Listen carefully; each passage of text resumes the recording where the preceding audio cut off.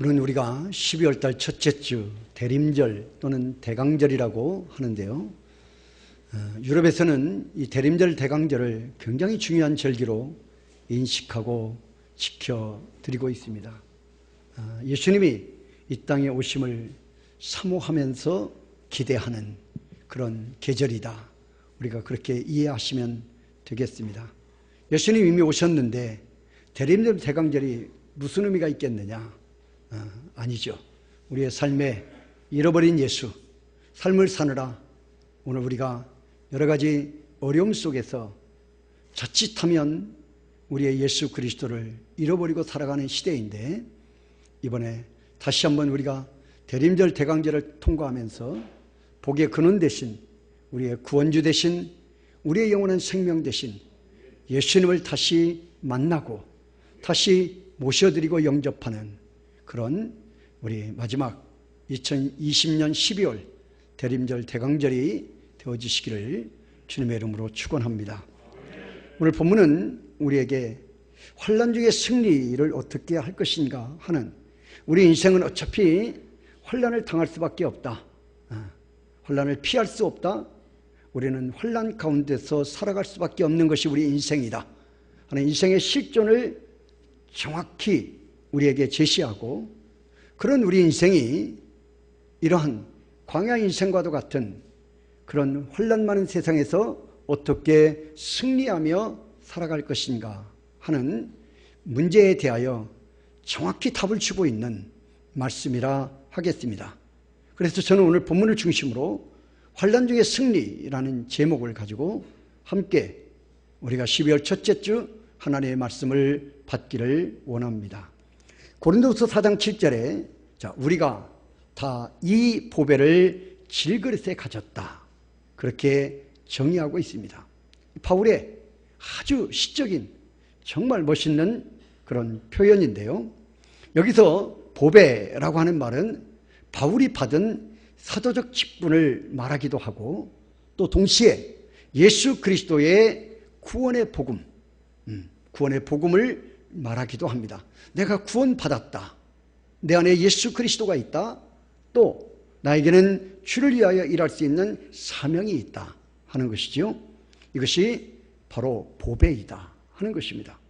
이 보배가 질그릇같이 연약하고 깨어지기 쉬운 인간된 그리스도인들 속에 담겨져 있다라고 한 것입니다.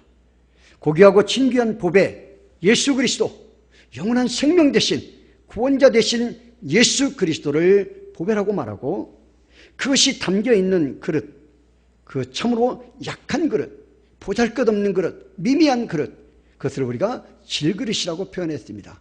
그러니까 질그릇은 우리 인생을 의미하는 것이고 우리 자신을 의미하는 것이고, 보배는 예수 그리스도를 말하는 것이다. 여러분, 왜 하나님께서 그 보배를 질그릇에 담아 놓았는가 하는 이유 두 가지를 설명하고 있습니다. 그 이유는 질그릇 때문에 환난이나 고난, 염려, 근심, 걱정, 괴로움, 이런 것들이 있게 하고, 또 그 환난을 이기는 능력의 힘이 큰 것이 우리 질그릇된 우리 자신들에게, 우리 인생들에게 있지 아니하고 하나님께 있음을 알려주기 위함이다 라고 말했습니다. 여러분, 여기 질그릇은 그 중동 지역에서 아주 쉽게 만드는, 불에 굽지도 않고 유약도 바르지도 않습니다. 이런 질그릇은 그냥 진흙으로 살짝 빚어서 그냥 이렇게 말려서 사용하는 그릇들을 말하는 것입니다. 그래서 이 그릇에는 귀한 것을 담지도 않습니다. 우리 귀금속이나 이런 것들을 담는 그릇으로 전혀 사용되어지지 않는 그런, 그냥 쉽게 그냥 떨어뜨리기만 하면 쉽게 깨어져 버리는 그런 그릇을 질그릇이라고 합니다. 그래서 깨어져도 그렇게 애석해하거나 마음 아파하거나 그러지 않습니다. 왜? 또다시 그냥 집 주변에 있는 그 흙 가져다가 물에 적셔서 이렇게 다시 빚어서 말려서 쓰는 그릇이기 때문에 언제든지 만들 수 있고 언제든지 또 그만큼 쉽게 깨어질 수 있는 보잘것없는 그릇을 말할 때 질그릇이라고 말한다. 그런데 바울은 오늘 이 질그릇이 우리 인생이고 그 안에 보배이신 예수 그리스도가 담겨져 있다라고 정의하고 있는 것입니다. 즉, 이 말은 다시 말하면 환난을 통하여 질그릇같이 연약한 인간됨을 알게 하고, 너희가 얼마나 깨어지기 쉬운 존재냐, 너희가 얼마나 연약한 존재인가 하는 것을 알게 하고, 그에 반하여 하나님의 능력, 곧 복음의 능력을, 그 복음의 능력이 얼마나 크고 위대하고 강한 것인가를 알려주기 위한 것이다 라고 표현하고 있습니다. 그 하나님의 능력, 그 복음의 능력, 그래서 환난을 당하는 인생들로 하여금 질그릇처럼 깨어지기 쉬운 인생들을 향하여 너희가 그 깨어지지 않고, 질그릇임에도 깨어지지 않고 환난을 이겨낼 수 있는 모든 능력이 바로 너희 안에 담겨신 보배이신 예수 그리스도를 통하여 너희에게 그 능력이 임하게 된다 하는 것을 우리에게 알려주기 위한 것입니다. 자, 그렇다면 하나님의 능력, 그 보배이신 복음의 능력, 그것이 어떤 상황 속에서 나타났는가, 오늘 본문을 중심으로 해서 함께 우리가 살펴보면서 환난 중에 앞으로 우리가 지금도 당하고 있지만 앞으로 우리의 인생의 여정에 우리가 당하는 모든 환난들, 고난들 이겨내고 승리하는 우리 좋은 가족들 되어주시기를 주님의 이름으로 축원합니다. 첫째, 환난의 정체를 우리가 살펴봅니다. 4가지입니다. 사망으로 우겨싸움을 당하는 것이 우리 인생이다 하는 것이에요. 그런데 쌓여도 쌓이지 아니한다. 보배이신 예수 그리스도가 있으면 쌓여도 쌓이지 아니한다. 자, 고린도후서 4장 8절입니다. 우리가 다 같이 읽습니다. 시작. 우리가 사방으로 우겨싸움을 당하여도 쌓이지 아니하며. 그렇습니다. 여러분, 여기 사방으로 우겨싸움을 당한다는 말은 공간적인 활동 영역을 제한하는 뜻이기도 합니다. 사방으로 포위당했다. 동서남북 어느 한 곳도 내가 살 길이 없다는 것이에요. 피할 곳이 없다는 것이에요. 완전히 다 꽁꽁 막혀 있다는 것입니다. 이것은 영적으로 보면 동서남북으로 복음 전파의 영역이 다 막혀져 있다 하는 것을 의미하기도 합니다. 여러분, 그러나 성경은 우리가 여기까지만 보면 우리 인생은 낙심할 수밖에 없어요. 우리가 사방으로 우겨싸움을 당한다 하는 것만 보면 우리가 숨 쉴 곳이 없습니다. 그런데 그 다음에 뭐라고 말합니까? 쌓이지 아니한다. 할렐루야. 쌓이지 아니한다고 결론 짓고 있다는 사실이에요. 주님이 명령하신 예루살렘, 유대, 사마리아 그리고 땅끝까지의 복음 전파는 바로 사람이 사는 모든 공간으로 계속 뻗어져 나가야 한다. 그 복음이 예루살렘을 출발해서 미국을 거쳐 이제는 오늘 우리에게까지 왔고, 우리를 거쳐서 지금은 어떻습니까? 필리핀에, 그리고 한때는 우리가 중국에, 지금 우리를 통해서 5대양 6대주에, 여러분, 우리 고신 선교사들이 500명이 넘는 선교사들이 5대양 6대주에 파송되어져서 계속해서 예수 그리스도의 복음 전파의 사역을 감당하고 있다는 것이에요. 여러분, 그렇습니다. 결국 예수 그리스도의 복음을 전하다가 땅의 길이 막히면 궁극적으로 어떻게 됩니까? 순교의 자리까지 이르러 하늘에까지 올라가는 길이 열리고야 만다 하는 것입니다. 박해자들이 아무리 땅의 길을 막을지라도 결코 하늘의 길은 막을 수가 없는 것입니다. 쌓여도 쌓이지 아니한다. 사방에 우겨싸움을 다 쌓이지 아니한다. 두 번째, 이 환난의 실체가 무엇입니까? 정체. 답답한 일이라고 했습니다. 답답한 일 당하여도 낙심하지 아니한다. 고린도서 4장 8절입니다. 다 같이 읽습니다. 시작. 답답한 일을 당하여도 낙심하지 아니하며. 그렇습니다. 앞에서 말한 사방으로 우겨싸임은 외적인 환난을 가리키는 말입니다. 사방, 우리 외적인 것이죠. 그런데 여기 답답한 일, 이것은 무엇을 말합니까? 실식할 정도로 숨이 막히는 삶의 상황들을 말하는 것이죠. 이것은 내적 환난을 의미하는 것입니다. 절망의 상태를 가리킵니다. 그러나 여러분, 낙심하지 아니한다고 했습니다. 여기 낙심이라는 말은 마음이 떨어진다는 말이에요. 마음 신차 떨어질라. 그래서 그냥 마음이 막 우수수 떨어져요. 낙엽 떨어지듯이 떨어져요. 우리가 환난을 당하고 고난을 당하고 시험을 당하고 어려움을 당하면 제일 먼저 무엇이 무너집니까? 마음이 무너져요. 마음이 무너지. 실제 해보니, 당해보니 마음이 무너지더라고요. 마음이 한번 무너지니까 여러분 어떻게 됩니까? 더 절망의 수렁으로 빠져. 안 좋은 생각만 계속 떠올라요. 나쁜 생각, 좋지 않는 것, 이런 생각이 계속해서 우리를 지배해요. 그래서 마음이 그냥 우수수 떨어지는 거예요. 낙심. 여러분, 낙심이란 마음이 힘을 잃어서 그 목표대로 지탱하지 못하는 것이다. 그렇게 정의한 신학자도 있습니다. 여러분, 즉 사람이, 하나님의 사람이 마음이 떨어지지 않게 하는 방법이 그러면 무엇인가? 어떻게 하면 되는가? 성도들의 마음에 담겨있는 보배이신 예수 그리스도를 모시고 예수님만을 생각하고 예수님에 대하여 감사하고 예수님을 위하여 마음의 목표가 바울처럼 표대가 정해진 사람은 답답한 현실 속에서도 낙심이 결코 내 안에 들어와서 자리 잡지 못하도록 한 길로 왔다 7길로 물러가는 능력을 갖게 될 줄로 믿습니다. 예수가 충만해야 한다. 따라서 합시다. 예수 충만. 그렇습니다. 예수로 여러분 낙심이 우리 안에 들어오지 못하도록, 자리 잡지 못하도록 우리가 예수 그리스도로 가득 채워져야 한다는 것이에요. 세 번째 환난의 실체는 박해라고 했습니다. 박해를 받아도 버림받지 아니한다. 오늘 4장 9절입니다. 다 같이 읽습니다. 시작. 박해를 받아도 버림받지 아니하며. 여러분 그렇습니다. 여기 박해란 예수 믿는다는 사실 때문에, 믿음을 지키며 산다는 이유 때문에 당하는 온갖 종류의 조롱과 비방과 업신여김과 핍박과 냉대와 심지어 추방당하는 것이, 이런 것들을 우리가 결국에는 죽음까지 이르는 것까지를 포함하는 것입니다. 여러분 그래도 그는 하나님께로부터 버림을 당하지 아니한다고 했습니다. 그 속에는 세상의 부귀영화와 비교할 수 없는 보배곧 예수 그리스도의 구원이 있기 때문이다. 그래서 그는 오히려 더 크게 기뻐하고 즐거워합니다. 여러분, 우리가 예수로 산다고 하면 세상에서 어떨 때 손해볼 때 있어요. 우리 가게를 하시는 분들이거나 또 사업을 하시는 분들이 일거리가 많을 때 여러분 주일날 문을 닫아요. 그러면 그 분명히 물질적인 손해 봅니다.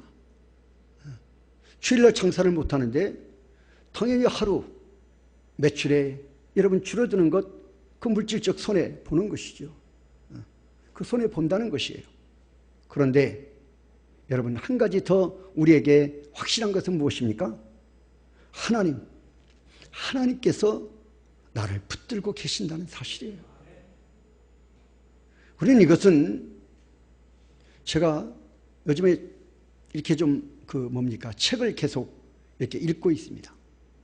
책 읽는 것이 요즘에 아주 즐거운 시간 중에 하나인데요. 제가 읽었던 책 중에서 우리 한국은 모든 것을 돈으로 계산하고 돈으로 보상하고 돈으로 평가하는, 돈으로 모든 것들을 평가하는 시대가 되어졌다 하는 것이에요. 그러니까 그 책 저자가 이런 표현을 했어요. 세종대왕이 뭘 만들었습니까? 한글을 만들었어요. 한글을 만들었으면 얼마나 위대한 업적입니까? 그러면 거기에 뭐가 있어요? 명예가 있고, 그리고 명예와 존경이라고 하는 그 가치가 있다는 것이에요. 그런데 우리는 이제는 우리 시대는 그거 필요 없어요. 명예도 필요 없고 존경도 필요 없어요. 그냥 돈으로 보상이 되어져 만족하는 시대. 돈으로 모든 것들이 다 보상되어져야만 되는 만족하는 시대. 그래서 그분이 책의 제목을 뭐라고 쓴? 풍요의 중독이라고 써요. 풍요의 중독. 풍요의 중독이다. 지금 우리 시대가 살아가는데 여러분 우리 부모 세대보다 더 넘쳐나요. 더 많이 배웠어요. 더 풍요로워요. 풍요로운 것을 따지면 우리 부모님 시대보다 우리가 몇십 배, 몇백 배 더 풍요로운 시대를 살아가요. 한겨울에도 여름에 나는 과일을 부족함 없이 먹을 수 있는 시대. 그런데 우리는 정신병 환자가 더 많은 시대에 살아가요.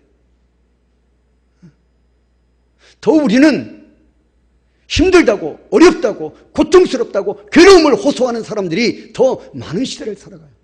왜 행복하지 못하느냐? 이렇게 풍요로운데 더 행복해야지, 더 넘치는데 더 우리는 감사해야지. 그런데 그렇지 않다는 것이에요. 풍요의 중독 시대.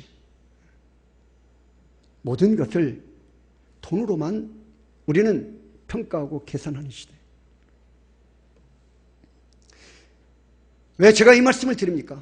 하나님이 함께 하신다는 영적인 가치에 대해서는 우리는 귀하게 여기지 않는다는 것이에요. 당장 내가 오늘 문을 닫지 않고 일을 함으로 인하여 나에게 주어지는 물질적인 손에 잡히는 것이 더 귀한 가치로, 하나님이 나와 함께 하신다는 가치보다 더 귀한 가치로 여기는 시대이다. 하나님이 함께 하시는 가치는 그렇게 귀중한 가치로 우리 성도들에게 인식되어지지 않는 슬픈 시대를 살아가고 있다.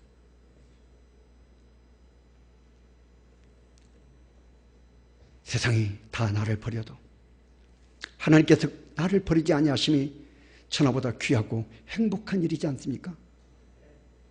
여러분, 우리가 왜 돈의 중독에 풍요의 중독에 빠지는 줄 아세요? 우리가 이 땅에서 영원히 살 것처럼 생각하기 때문이라는 것이에요. 우리가 영원히 살 것처럼 생각해. 그 착각 빨리 벗어나셔야 합니다. 우리 영원히 살 수 있는 사람 아무도 없어요. 내일 일을 몰라요. 제가 뒤에 말씀드리겠습니다만 하루살이에도 눌려서 죽는 것이 우리 인생이에요. 잠언 기자의 고백이에요. 성도 여러분, 그렇습니다. 하나님이 나를 버리지 아니하신다는 증거 무엇입니까? 그 속에 담겨있는 보배이신 예수 그리스도를 이 땅에 보내어 주셨다는 것이에요.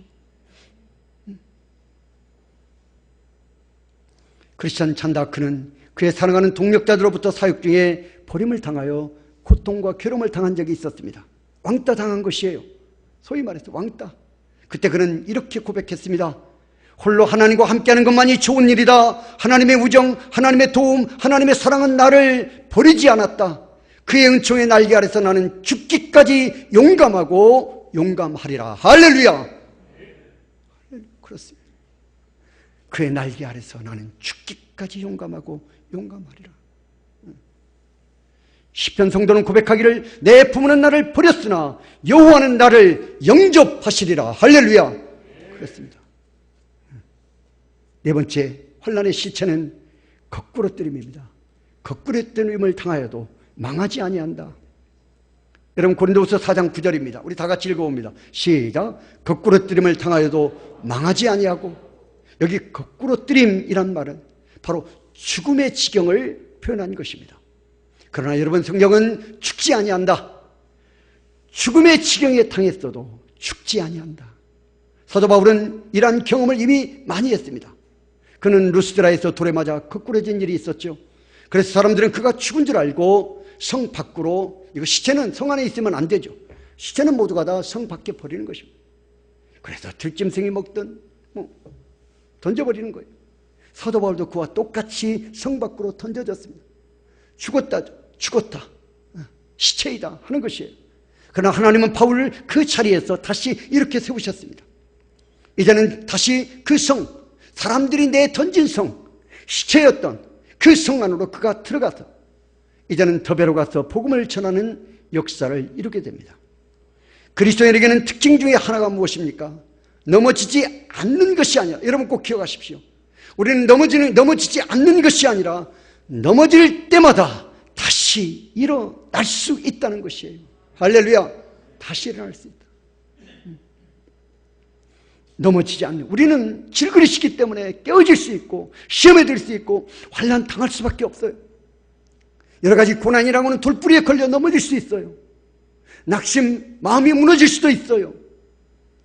여러분, 그런데 다시 넘어질 때마다 다시 일어서게 하신다. 내 안에 있는 보배이신 예수 그리스도의 능력이 나를 다시 이렇게 세우신다는 것이죠. 바울을 다시 세우셨듯이 오늘 우리를 다시 세운다 하는 것이죠. 매를 맞지 아니하니라. 매를 맞아도 결코 포기하지 않는 것. 부분적인 전투에서는 지는 경우가 있을지라도 전반적인 전쟁에서는 결코 지지 않는 것이었습니다. 성도 여러분, 그래서 신학자 브라우닝은 그의 고백에서 용감한 그리스도인에 대하여 이렇게 그가 증언했습니다.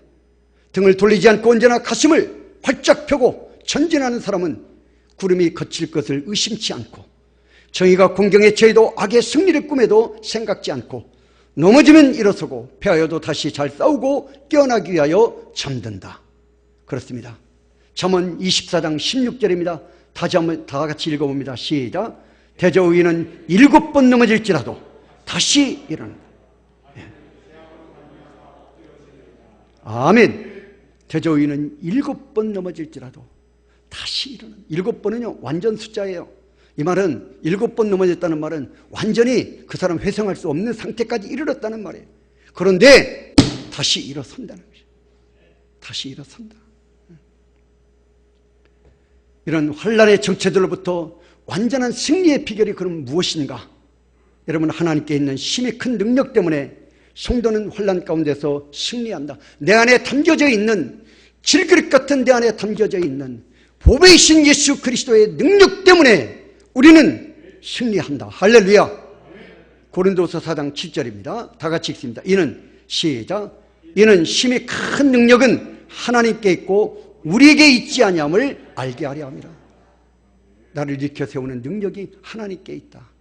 질그릇인 우리는 우리 스스로를 일으켜 세울 수 없다는 것이에요. 하나님께 있음을 알게 한다. 다시 말하면 인간을 구원하는 하나님의 복음의 능력 때문에 우리가 환난 중에도 깨어지지 않고 여전히 보배를 담고 있다고 했습니다. 그렇다면 하나님의 복음의 큰 능력이 우리에게 어떻게 나타났느냐? 첫째는 항상 예수 그리스도의 고난에 동참하게 함으로 나타났다고 했습니다. 바꿔 말하면 그 십자가를 믿는 믿음이 우리가 환난에서 승리하는 일체의 비결이 된다 하는 것입니다. 고린도서 4장 10절 다 같이 읽어봅니다. 우리가 시작. 우리가 항상 예수의 죽음을 몸에 짊어짐은 예수의 생명이 또한 우리 몸에 나타나게 하려 함이라. 아멘. 여러분, 이 말씀은 예수님의 십자가를 짊어지게 함으로 예수님의 생명을 체험하게 한다는 것입니다. 고린도서 4장 11절에 우리 다 같이 읽어봅니다. 시작. 우리 살아있는 자가 항상 예수를 위하여 죽음에 넘겨짐은 예수의 생명이 또한 우리 죽을 육체에 나타나게 하려 함이라. 곧 질그릇의 보배가 담겨있게 된다는 뜻입니다. 죽을 육체에 예수님의 생명이 나타남이 바로 질그릇의 보배가 담겨있다는 것이에요. 십자가의 예수 그리스도의 죽음의 은혜를 간직하고 있으면, 그 사실을 믿고 있으면 우리는 환난으로부터 승리하는 능력을 갖게 된다 하는 것입니다.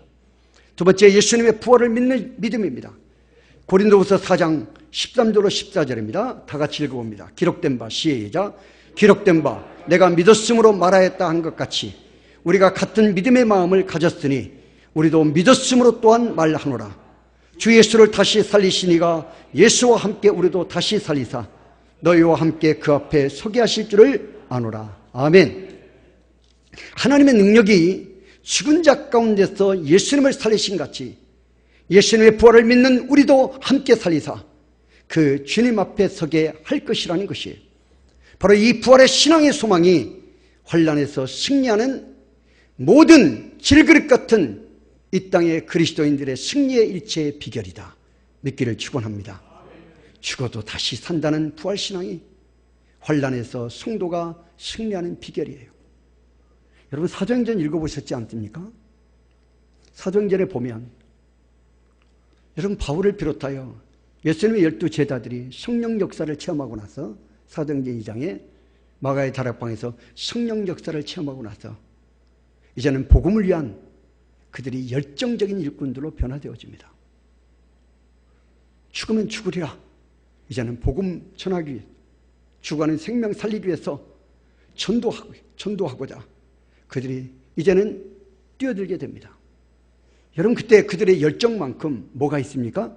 그 복음이 전파되어지지 못하도록 방해하는 방해의 세력들도 있었습니다. 로마도 있었고 또 터키와 그리스, 헬라 문화와 정치와 여러분 종교 온갖 것들이 다 방해였습니다.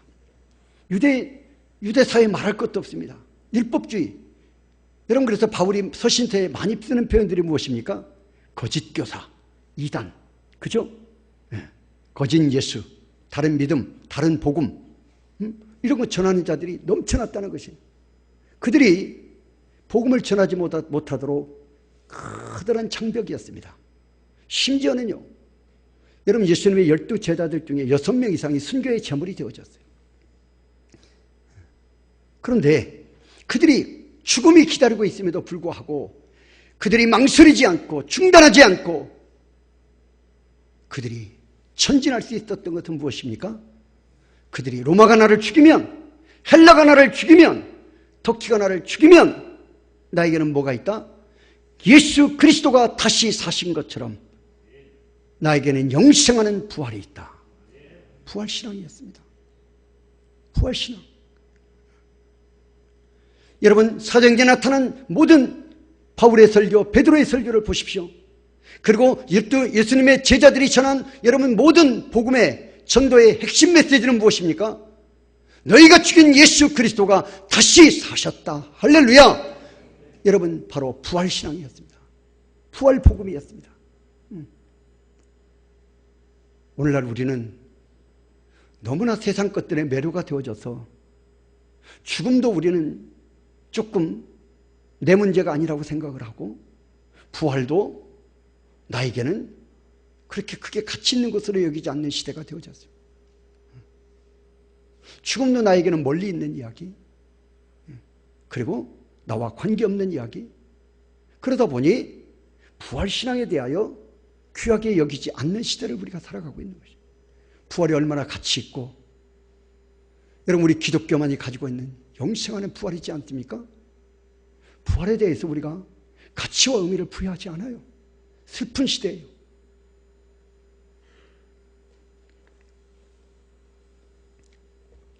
사랑하는 성도 여러분, 이 말씀은 바울과 함께 여러분 우리가 진정으로 하나님 앞에 부활신앙이 환난에서 승리하게 하는 우리에게 능력이 되어진다는 사실을 다시 한번 회복하시기를 주님의 이름으로 축원합니다.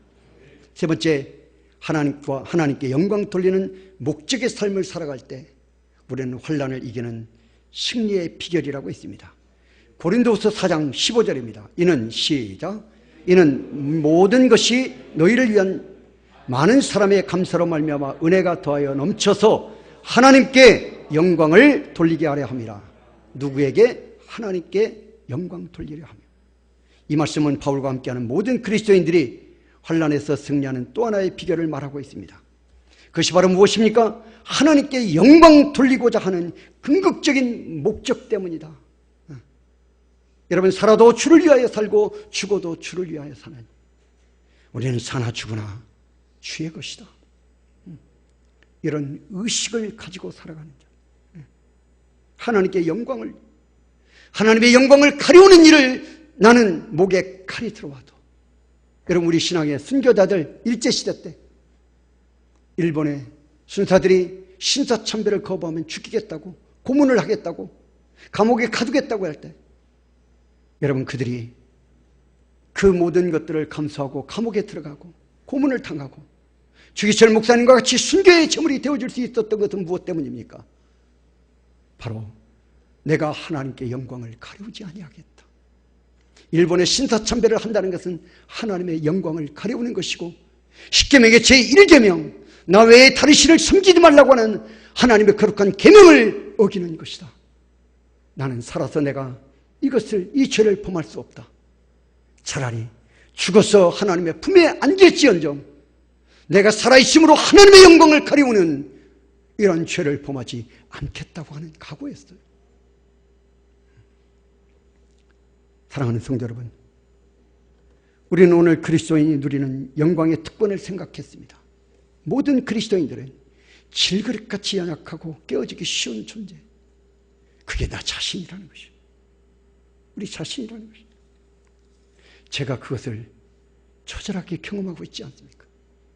개척했을 때, 여러분 2년 동안 성도가 없었을 때 처절하게 경험했던 거예요.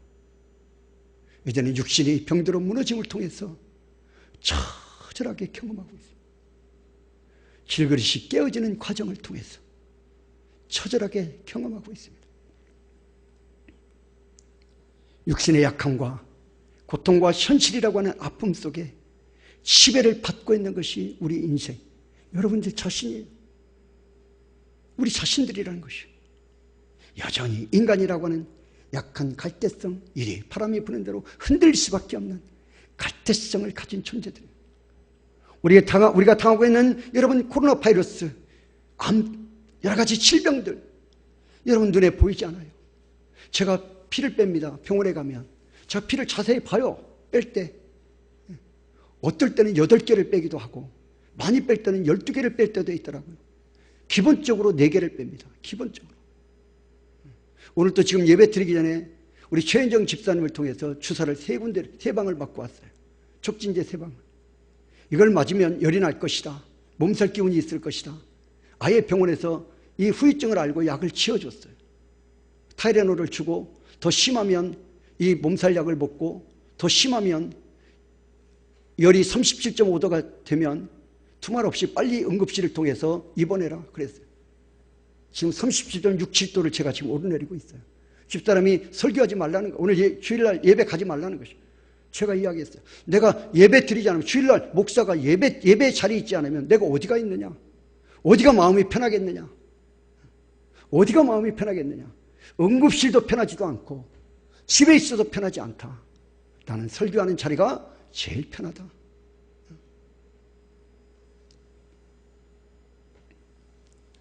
여러분 눈에 피를 보면 제 몸 안에 암이 있다고 하는데 아무리 봐도 제 눈에 보이지 않아요. 어디 있나? 뭐 다른 색깔로 보이나? 아무리 봐도 보이지 않아요. 코로나 바이러스 아무리 봐도 보이지 않아요. 그런데 우리 마스크 다 쓰고 있어요. 왜? 코로나 바이러스 질병이, 전염병이 있다는 것을 알기 때문이죠. 안 보여도, 손에 잡히지 않아도, 몸으로 느끼지 않아도 이 질병이 나를 죽일 수 있다는 사실을 우리가 알기 때문에 우리 마스크 벗지 못하는 거 아닙니까? 하나님 앞에 나와서 예배 드리지 못해요. 어느 것도 안전한 곳이 없어요.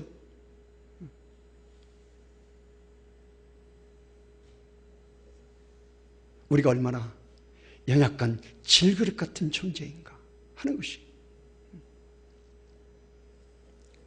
여러분, 그럼에도 우리 그리스도인은 예수 구원이라고 하는 보배를 가진 사람이다. 할렐루야. 저는 이게 얼마나 다행인지 몰라. 저는 제가 무너지면서, 제 인생이 이렇게 육신이 무너지면서 얼마나 제가 다행인 것, 내 안에 예수 그리스도가 있다. 할렐루야. 예수 그리스도가 있다. 이게 얼마나 다행인지 모른다는 것이에요. 이게 얼마나 다행인지. 여러분, 그리고 복음 증거를 위한 고귀한 직분도 주셨다. 그 보배가 질그릇에 담겨있게 하고 깨어지지 않게 함으로 우리들로 하여금 교만하지 않게 한다는 것이죠. 그리고 행복하게 한다는 것입니다. 우리가 살고 있는 오늘이라고 하는 현대는 능력의 인간, 힘의 인간, 물질의 인간, 만문이즘에 사로잡힌 인간, 창조하는 거대한 인간을 자랑합니다. 내가 얼마나 돈을 많이 가졌느냐, 이거 자랑하는. 여러분, 그러나 성경은 인간의 특성, 그의 힘이 아니라 인간은 약함이 자랑이 되어져야 한다. 그리고 그 약함을 자랑할 때 그 약함 가운데 보배이신 예수 그리스도가 담겨있는 인생이 되어지는 것, 그것이 인생의 가장 큰 축복이다 하는 것이죠. 파스칼은 이렇게 말했습니다. 한 방울의 물, 한 점의 바람이 인간을 죽일 수 있다. 인간 별거 없다는 것이에요. 인생 별거 없어요. 우리 찬양하지 않습니까? 내일 일은 난 몰라요. 하루하루 살아요. 불행이나 요행함도 내 뜻대로 못해요. 내일 아무도 몰라요.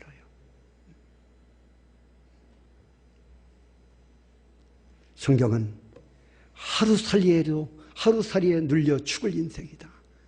하루살이에도 눌려서 죽는 것이 우리 인생이라. 강한 것 같지만 한없이 약한 것이 우리 인생.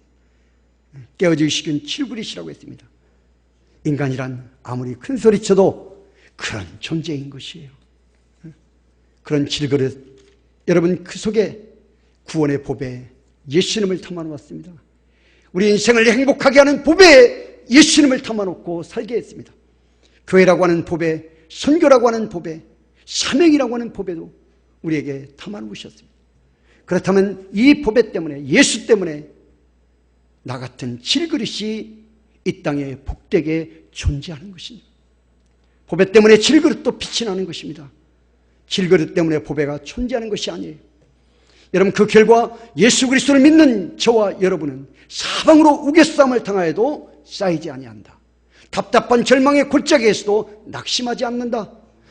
핍박을 받아도 버림받지 아니한다. 거꾸로 뜸을 죽음의 지경에 우리가 처해도 망하지 아니한다. 저는 이 질병 때문에 제가 죽지 않는다는 확신을 가지고 있습니다. 절대나 이 질병 때문에는 죽지 않는다. 절대 죽을 수 없다. 절대 죽을 수 없다. 죽지 않는다. 하나님이 부르셔야 나는 죽는다. 할렐루야. 질병 때문에 나는 죽지 않는다. 여러분, 이런 모든 승리의 비결은 인간에게 있지 않고 하나님의 능력에 있다고 했습니다. 바로 그 능력이 무엇입니까? 예수님의 십자가와 부활신앙입니다. 그것을 믿는 확실한 신앙, 그 결과 하나님께 영광 돌리려고 하는 목적적인 삶을 살아가는 자, 그래서 이 세상 살아가는 모든 그리스도인들은 환난을 이기는 진정한 승리자가 되어줄 수 있다고 했습니다. 그렇다면 오늘 이 시간 우리 다시 확인하셔야 됩니다. 이 시간 확인하십시오. 나는 질그릇이라고 하는 존재를 확인하셔야 됩니다. 넘어지기 쉽고 낙심하기 쉽고 환난 앞에 무너지기 쉽고 깨어지기 쉬운 존재. 여러분, 내일 일을 알지 못하는 인생, 우리 질그릇이다. 그런 질그릇인 내 속에 보배이신 예수 그리스도가 담겨 있는가? 지금 담겨 있는가? 모든 것으로부터 승리케 하시는 보배이신 예수 그리스도가 담겨 있는가? 확인하셔야 합니다. 보배이신 예수 그리스도가 담겨 있다면 나는 비록 질그릇이지만, 연약한 존재이지만 이 남은 광야 인생을 승리하며 살아가는 축복의 은혜를 누리시는 은혜가 임할 줄로 믿습니다.